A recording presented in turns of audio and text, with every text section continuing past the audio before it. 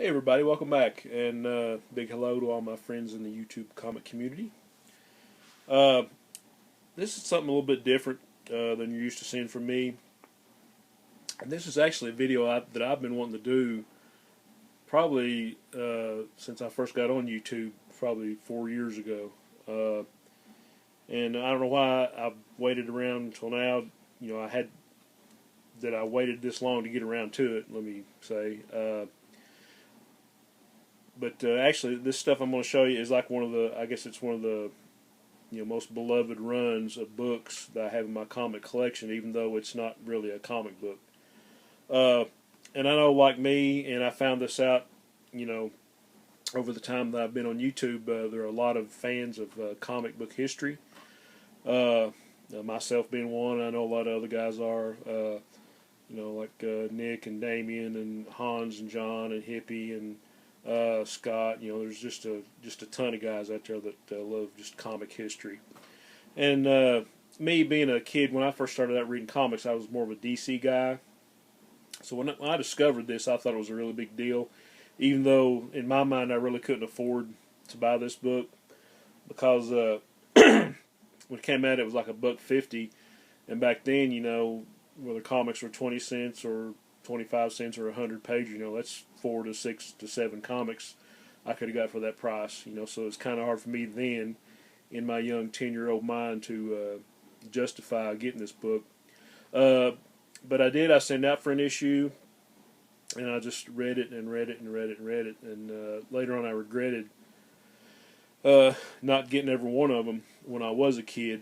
But later on I was lucky enough to acquire a set. And I guess I should tell you what it is, right? Okay. Like I say, for fans of comics history, especially DC Comics in the 70s, I want to show my run of Amazing World of DC Comics. It was an in-house fanzine. Had all kinds of great behind-the-scenes interviews, goings-on, upcoming books, some which never actually made it to print. Got some unpublished covers in it, unpublished stories. So that alone made it a big deal for me when I was a kid, just to kind of see, because when you're really young, you really don't think about, okay, a person actually has to draw all this, or a person has to letter all this, or there's a machine that makes the books, or, you just want to read the comic. But I was one of those kids. If I got a toy, I could play with it for a few weeks, and then after a while, I'd want to take one of my mom's butter knives and take it apart and see what made it work. And most of the time, it didn't work again. But I always wanted to know how things worked and how these guys made the books. And it's just like now, when I watch a DVD or watch a movie, I want to go back and watch the extras. And a lot of people think that kind of takes away from enjoying the movie experience, but I can kind of, like a lot of you, I can kind of disconnect myself from the reality of it just to enjoy the movie, and then I want to go and see how they made it. So this is kind of one of those deals where I love everything about this book. This is number 1. It's got a Carmine Infantino sketch cover on it on the back. You got a great Joe Kubert Hawkman illustration. And these books are pretty sturdy. They had cardstock covers and had good paper.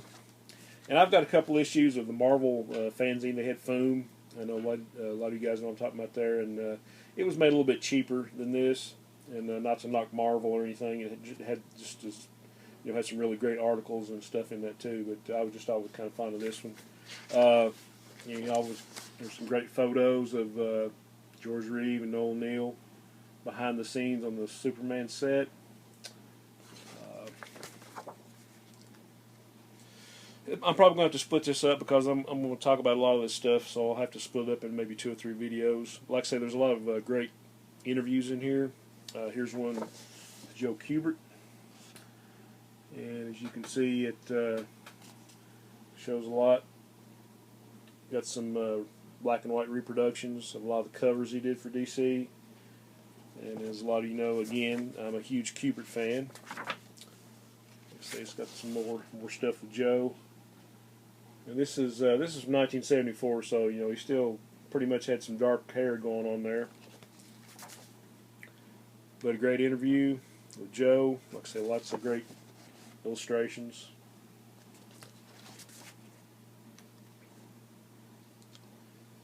Okay, and in every issue, this was probably one of my favorite parts of the magazine. They'd have what they called the direct currents. It was like all the upcoming comics, and it had like a little checklist. And some of my copies, somebody has already checked them off. I'm not really worried about it. You know, I just wanted to have them. But like I say, it has some reproductions of stuff that was coming out in '74. You know, listed the artists and writers and the numbers of the books. Just lots of great stuff to look at.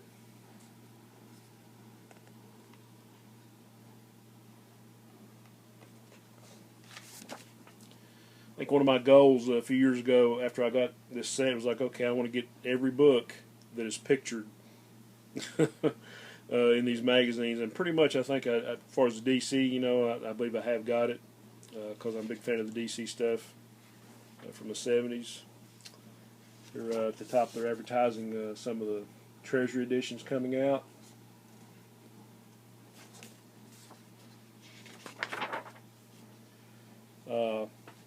It's kind of cool. It's got a little ad where you can subscribe to all the books I had then. I don't know how well you can see that, but and there's an article for those of you that remember it of a TV movie starring Kathy Lee Crosby as Wonder Woman. That was a really cheesy piece of shit TV show, but you know, I devoured it as most young kids would. She's no Linda Carter, but you know. Some more pictures from the movie. An article on Superman. Pictures from the TV show.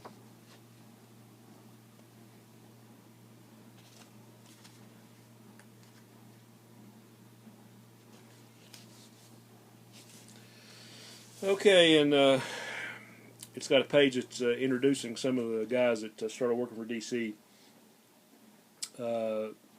And actually they called them woodchucks.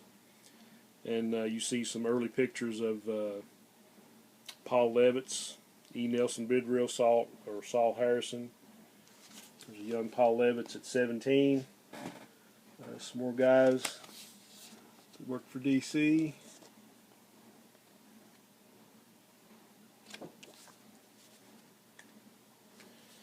And another cool part in the middle, you have a lot of unpublished art and covers. And here's a great one, unused one, of The Shadow by Mike Kaluta. Just look at that. Absolutely beautiful.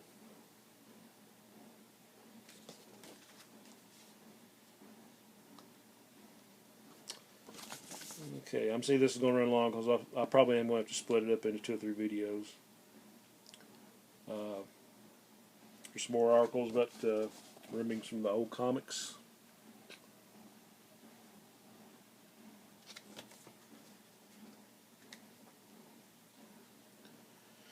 And I thought this was kind of cool, especially, you know, since I went and saw Batman v Superman. They actually put Batman, they actually gave Bill Finger a credit. You know, Batman by Bob Kane and Bill Finger, which I thought was really nice because, you know, he was, to me, he was like the co-creator of Batman. I think this is actually a, looks like a Neil Adams illustration. It's in memoriam of Bill Finger. And then you have a little page, Sergio Aragones takes a look at DC.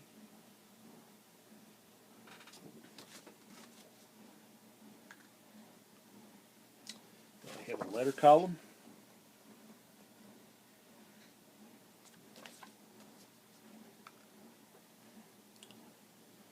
And looking back 10, 20, and 30 years ago. And a real special treat for Kirby fans.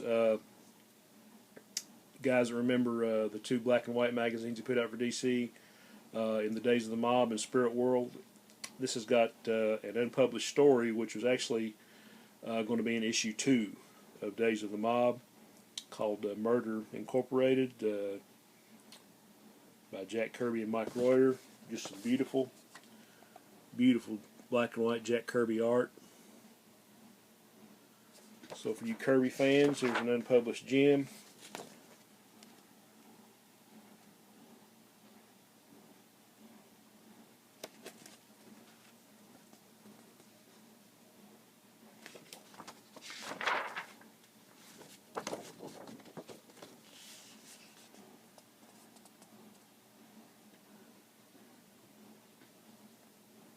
You know, for my money, this was worth the price of the book alone. Got some beautiful Kirby artwork in it.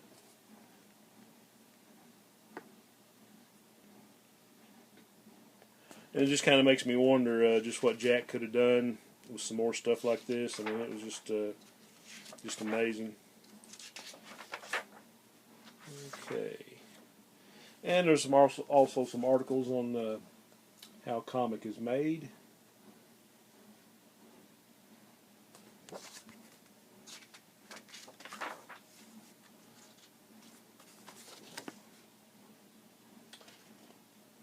Just some really nice behind-the-scenes stuff. Here's an article and a listing of some of the old Paramount Superman cartoons. I think this might be the Max Fleischer stuff.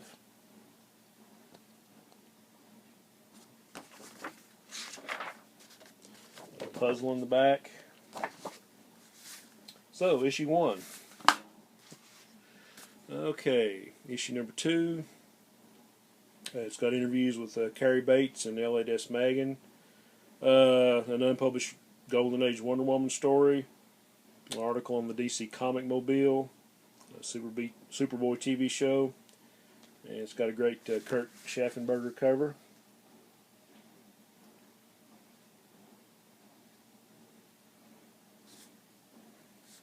And a comic strip of Fat and Slat.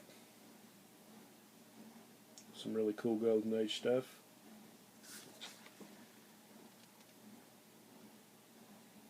Okay, and this is showing when some of the 7-Eleven cups came out.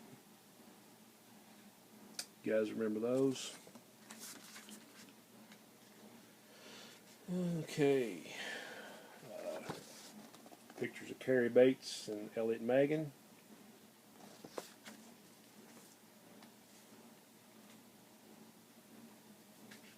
It's a really cool interview. Carrie Bates was a longtime writer of The Flash. I think Elliot Magan did some Superman stuff. We did more than that, but that's the stuff I remember from when I was a kid.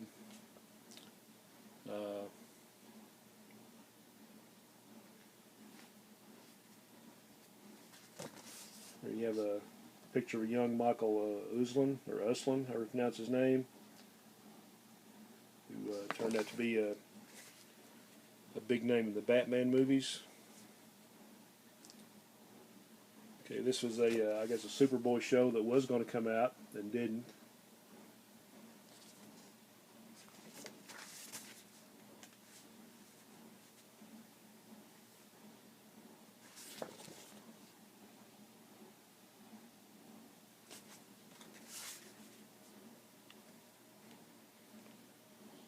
And more direct currents, and here's actually a picture of a treasury display that DC had, and I remember these being in the grocery stores. If you can see that.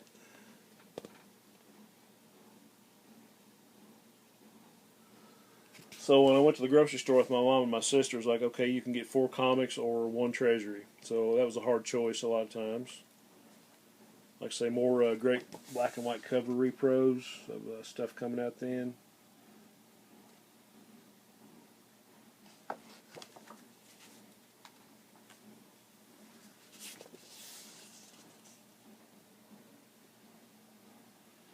And if there is any of these,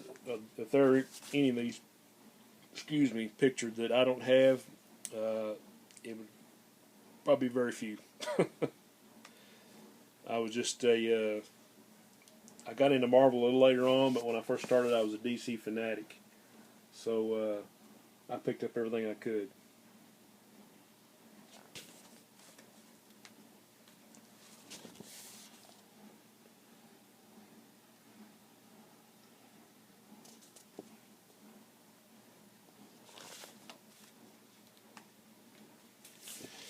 And then this was another unpublished cover, and I think later on it got printed probably in the late 70s, maybe 1980, in an issue of House of Mystery.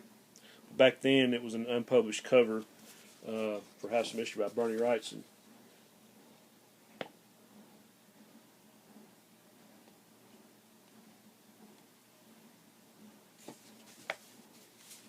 Again, that alone made it worth the price of the book.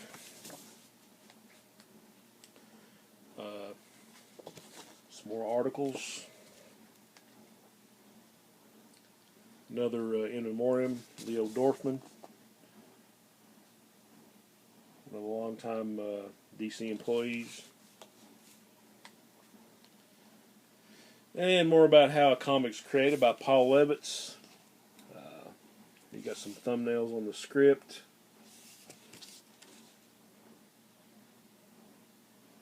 Here's a type synopsis for a comic story back then.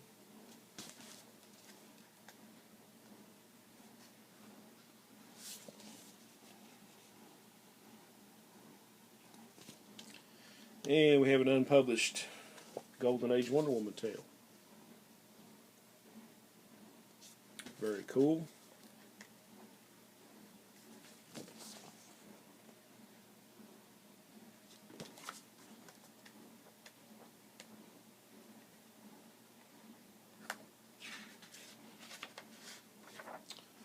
Something that I wished had come to my neighborhood when I was a kid. It was the DC Super Van. And this was actually a van that came around and sold comic books. The DC Comic Mobile.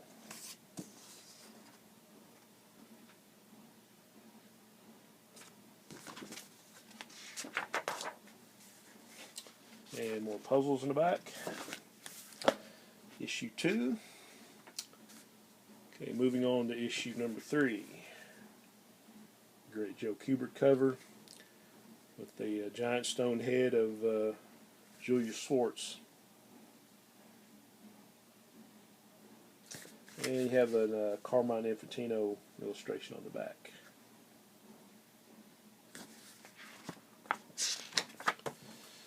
Okay, let's see some highlights from this. One magic word, Shazam. Jackson Bostwick there. I think the guy that played Billy Batson's name was maybe Billy Gray, or no, it was Michael Gray, sorry. Michael Gray and Jackson Bostwick. TV show that I loved. There's no picture of Julius Schwartz in an early science fiction club photo.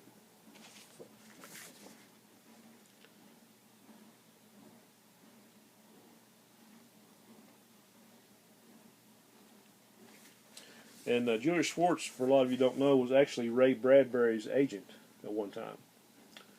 And there's a picture of Schwartz and Bradbury.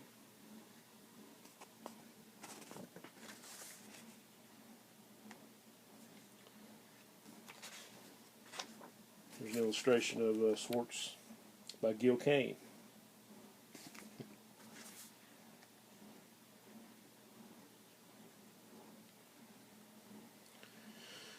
Okay.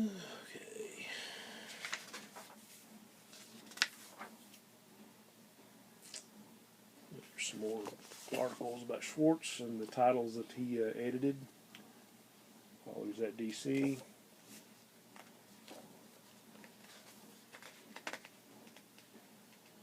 And here's a sneak preview for 1975.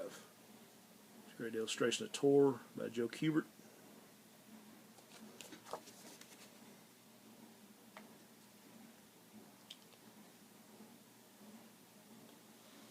Some more sneak previews.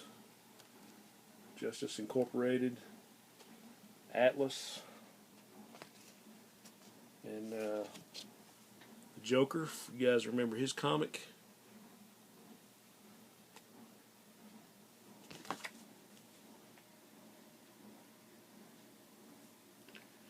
There's an article about the aforementioned Shazam TV show.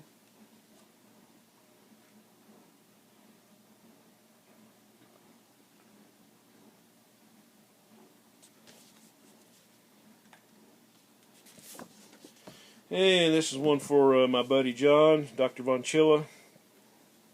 I think he kind of likes Gil Kane, maybe a little.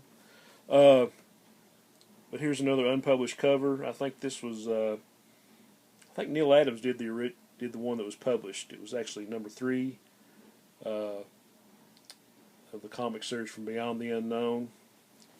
And this is an unpublished cover by the late great Gil Kane.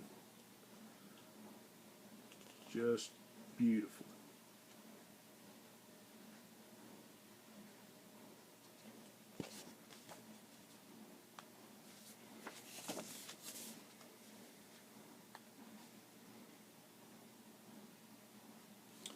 And some more articles.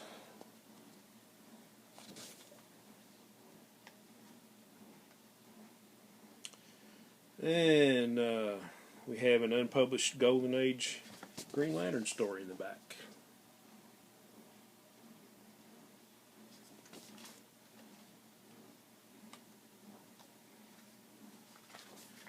Not sure who did the art on this. I don't know if it was Martin Odell or... But this is one of the few stories that Julie Schwartz actually wrote.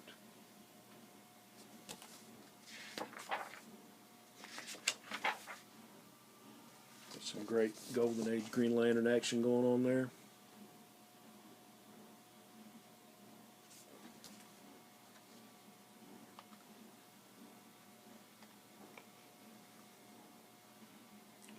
And more direct currents.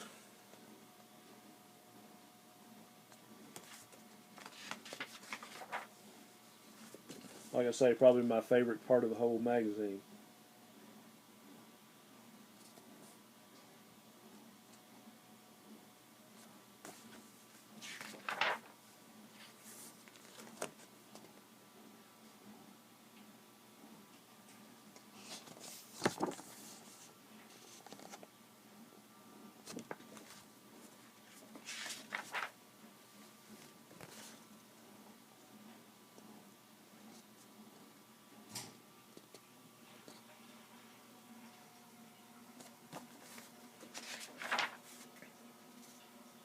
More puzzles.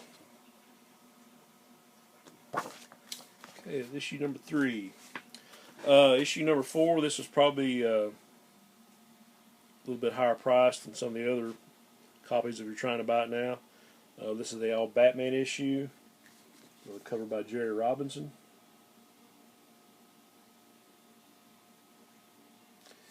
And a very cool Frank Robbins illustration of Catwoman.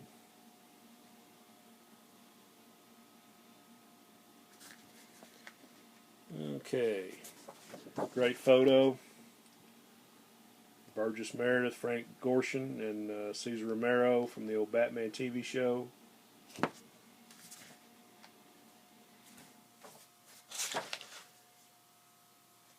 Have a profile of Jerry Robinson, creator of the Joker. And probably his inspiration from the movie The Man Who Laughs.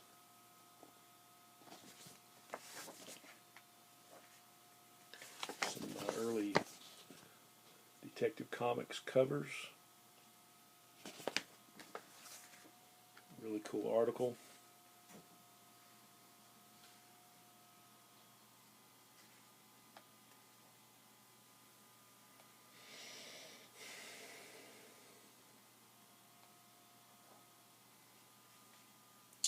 And this is Jack C. Harris doing Two-Face makeup.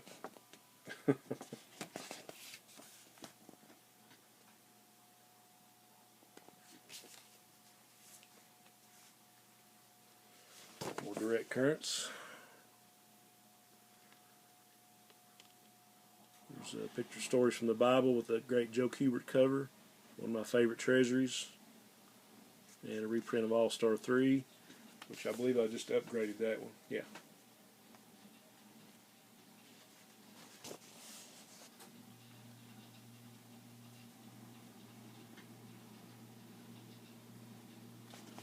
So for you guys that are fans of the DC stuff from the 70s, this is just like a gold mine resource about stuff that came out back then. I mean, I know probably a lot of this stuff you can find on the internet, but again, there's a lot of stuff that you can't. One reason, happy to have these.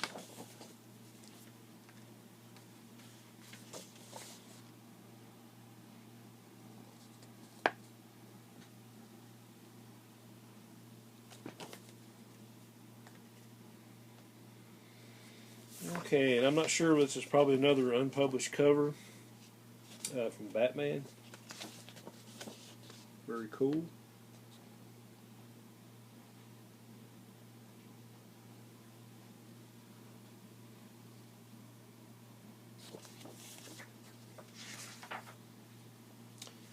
Got a great interview with Denny O'Neil, a very young-looking Denny O'Neil right there.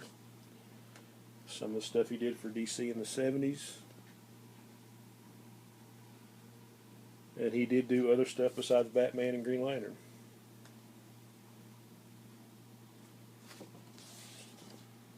And as soon as I say that, there's a Green Lantern page.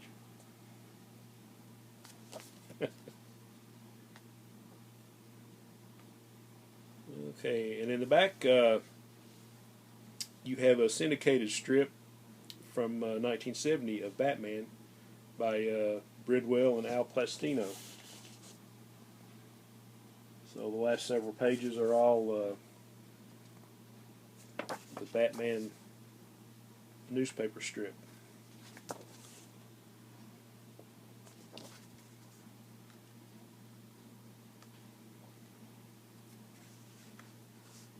I think you got some appearances by Green Arrow in there too.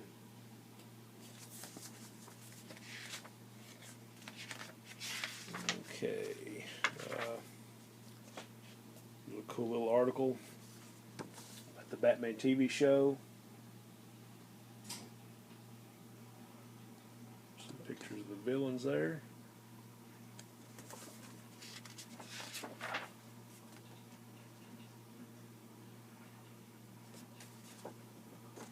There's a great Batman, Robin, and Penguin illustration. And it's issue number 4. Probably just going to do one more of this video. I'm going to have to split it up because it's running long.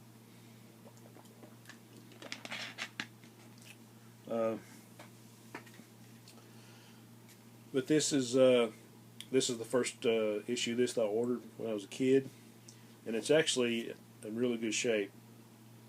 It focuses on the Golden Age. There's Sheldon Mayer. I think that's an illustration from a comic Cavalcade with the Golden Age Flash, Green Lantern, and Wonder Woman. Sugar and Spike strip on the back. And actually, the day I picked up the first issue of Legends of Tomorrow that the DC's putting out now, and there's actually a Sugar and Spike series in that book. I guess they're grown up now and they're like detectives, so I thought that was kind of funny. Here's an article of DC Around the World, their comics in other languages.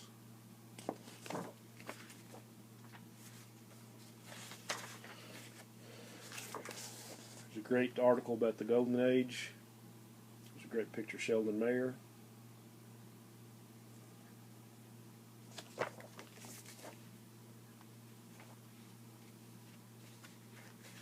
A strip of Scribbly. And a grown-up version of this character actually appeared in DC's Convergence storyline that came out last year. And here's a picture of Max Gaines, a sculpture that somebody had done of them. And here's a real early picture of Joe Kubert and Irwin Hasten.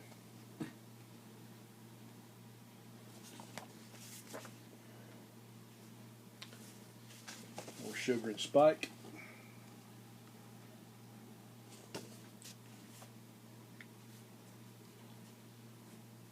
And here's a few paragraphs about Sheldon Mayer by Alex Toth.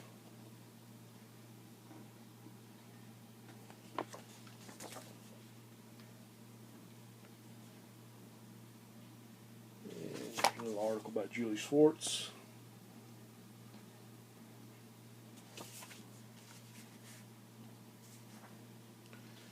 Oh look, more direct currents, my favorite part.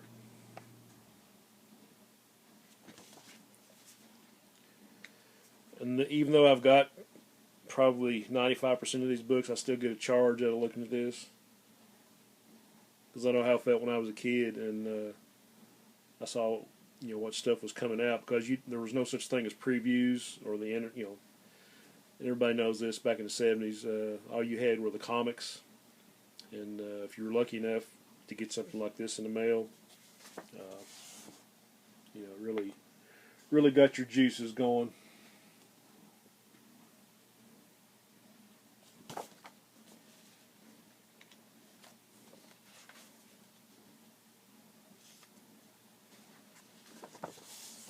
Just some great repros of some great comics. Justice League, World War, GI Combat, OMAC, Batman, World's Finest, Witching Hour, Plop.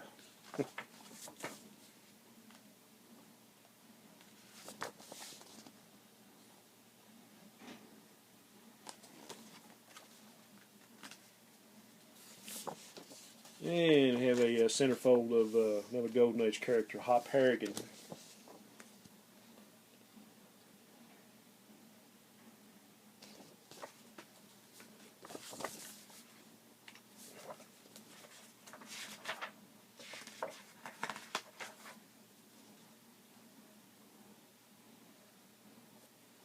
And there's another article of one of DC's editors, Murray Boltinoff. There's a picture of him with Mike Grell.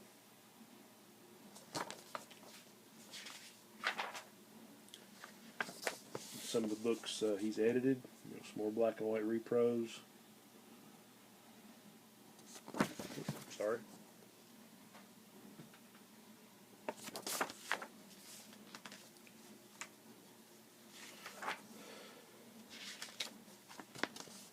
Another great article about Sugar and Spike.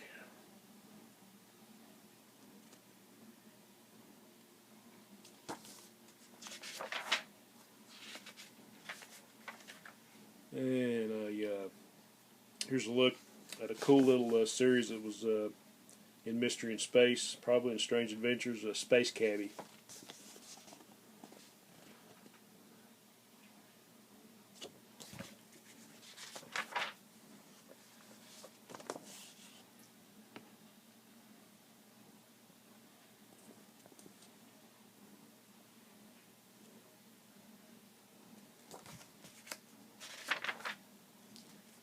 And we have some more of the Batman newspaper strip in the back. And I think this actually has Man-Bat in it.